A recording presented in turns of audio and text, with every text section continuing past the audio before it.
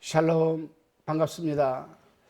이제는 여름 기운이 완연한 것 같습니다. 한낮은 참 무척 더운 것 같습니다.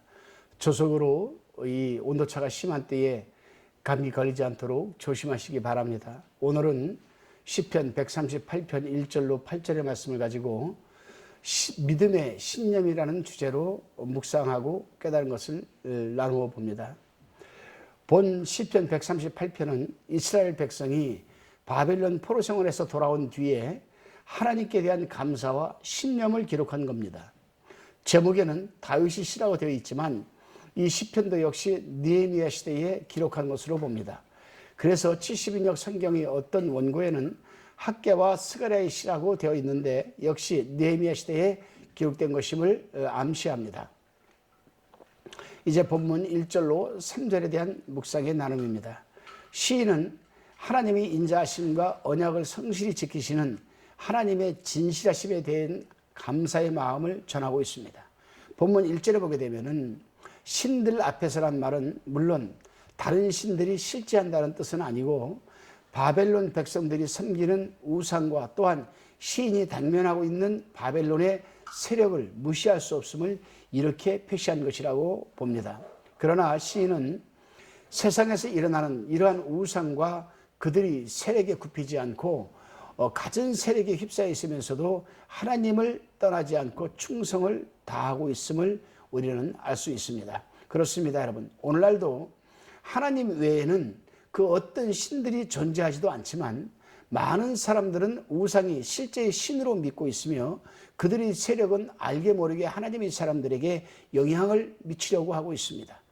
그럼에도 우리 하나님의 사람들은 시인처럼 더욱 하나님만을 섬기며 충성을 다해야 하지 않나 생각이 듭니다. 다시금 본문 4절로 6절의 말씀인데 제가 본문을 한번 봉독해 보겠습니다. 4절에 여호와여 땅의 열왕이 주께 감사할 것은 저희가 주의 입의 말씀을 들음이오며 5절에 저희가 여호와의 도를 노래할 것은 여호와의 영광이 크심이니이다. 6절에 여호와께서 높이 계셔도 낮은 자를 하감하시며 멀리서도 교만한 자를 아시나이다. 아멘. 시인은 이렇게 4절 6절에서 지금 고백하고 있습니다. 또한 시인은 하나님께서 당신의 백성들을 하늘에서 내려다보고 계시니 다 같이 하나님을 찬양해야 되지 않겠나 그렇게 지금 말하고 있습니다. 놀라운 사실은 하나님은 전능하시고 지존하시면서도 낮은 자를 늘 기억하시고 그들의 요구를 채워주신다는 사실입니다. 그렇습니다, 여러분. 하나님을 만홀히 여기는 교만한 자와 하나님의 교훈에서 멀리하는 자들은 그들이 마땅히 받아야 할 형편을 면할 수는 없지만 겸손한 가운데 하나님의 교훈을 받아들이고 순종하는 자에게는 천대까지 은혜를 베푸시는 분이 바로 우리 하나님이십니다. 본문 7절로 8절에 보게 되면은 시인은 비록 이스라엘 백성이 장래에 더 어려움을 당한다 할지라도 하나님께서는 언제나 그들과 함께하여 보호해 주실 것이라고 지금 고백하고 있습니다. 하나님께서 당신의 백성을 위하여 시작하신 큰 경륜을 이루어 가시기를 지금 시인은 기도하고 있는 것입니다. 그렇습니다, 여러분. 하나님께서는 당신의 백성들이 비록 하나님의 뜻에 순종치 못하고 삶을 살아간다 할지라도 하나님은 언제나 당신의 백성들을 위해 인도 보호해 주시는 것입니다. 우리가 하루하루를 살아가면서 알게 모르게 하나님의 섭리 가운데 우리는 살아가고 있습니다. 하나님의 섭리 속에는 협력해 주심과 보호해 주심과 통치해 주심이 들어 있습니다. 하나님이 오늘도 우리를 협력해 주시지 않으시면 또 하나님이 우리를 인도해 주시지 않으시면 또 하나님이 우리를 통치해 주시지 않는다라면 우리 인간은 아마 죄악 가운데에서 살다가 죄악으로 떨어질 것입니다. 또한 우리가 하나님의 뜻을 이루어가지 못한다 할지라도 하나님께서는 다른 방법과 다른 당신의 백성들로 하여금 당신의 뜻을 이루어가게 한다는 사실입니다.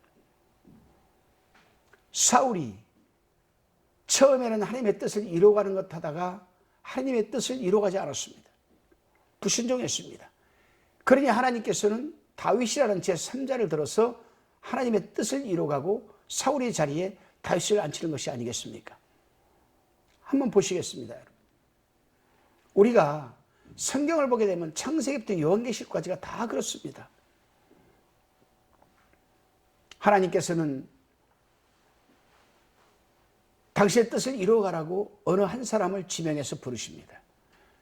그런데 그 사람은 그 하나님의 뜻을 이루어가는 듯 하다가 세상으로 빠져버리고 맙니다.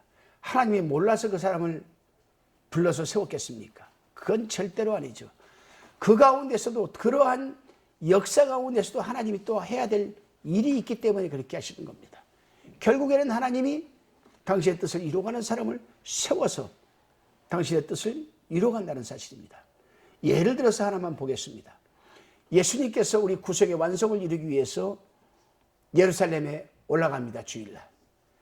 그런데 수많은 사람들이 예수님을 환영하면서도 자기들의 겉옷을 피고 종려나무 가지를 흔들면서 호산나 호산나 그렇게 외칩니다. 그럼에도 불구하고 어느 누구 하나 예수님이 타고 올라갈 100만은커녕 나귀 새끼 한 마리 내어놓는 사람은 없었습니다. 그게 지금의 우리 모습일지도 모릅니다. 그렇기 때문에 하나님께서는 오늘날까지도 그 역사 속의 사실을 우리에게 다시금 경각심으로 주시는 말씀이죠. 그런데 예수님께서는 제자 둘을 맞은편 마을로 보내면서 가보면 아직 아무도 타보지 못한 나귀 새끼가 메어 있는 것을 볼 것이다. 그것을 풀어서 끌고 내게로 가져오너라. 만일 네가 그걸 풀어서 뭐 하려고 하느냐 하면 주가 쓰시겠다 하라 이렇게 말을 해라.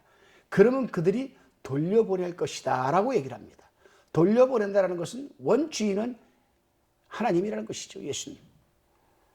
이 사람들이 예수님을 따라다녔습니까? 이 사람들이 예수를 믿었습니까? 안 믿었어요. 그래도 주가 쓰시겠다 하니 아무 말 않고 나귀를 내주었습니다. 그 사람들을 우리는 흔히 캐러반이라고 합니다. 오늘날 중동지방의 대부호들은 다 카라반의 후손들 아니겠습니까?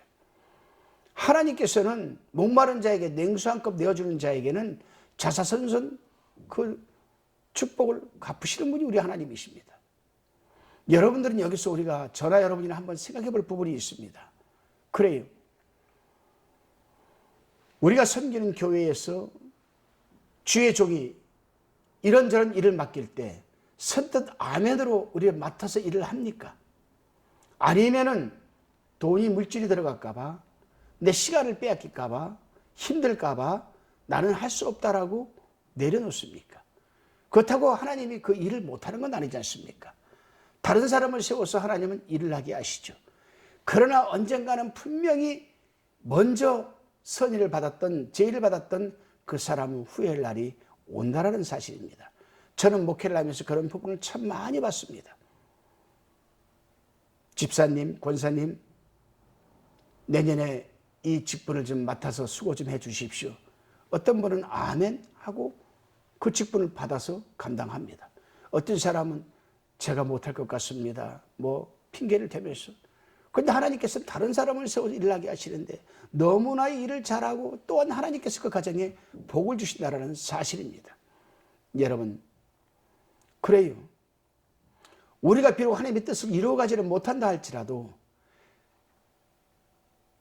우리가 하나님의 일을 하는 것이 아니라 하나님이 하나님의 일을 한다는 사실을 우리는 명심하시고 하나님을 위한 일에는 우리가 어떤 상황에서도 순종하고 그 일을 감당해 내야 될 줄로 믿습니다. 오늘이 그 한 날이 되시기를 주님의 이름으로 축원드립니다. 기도합니다. 주님, 아무리 어려운 상황에서도 우상이나 우상을 섬기는 세력 앞에서 더욱 신실하고 진실되게 하나님께 충성하게 도와주시고 나 아니면 안 된다는 교만한 생각을 버리고 우리에게 맡겨진 하나님의 뜻을 온전히 이루어가게 하옵소서. 감사드리오며 예수님의 이름으로 기도드리옵나이다. 아멘.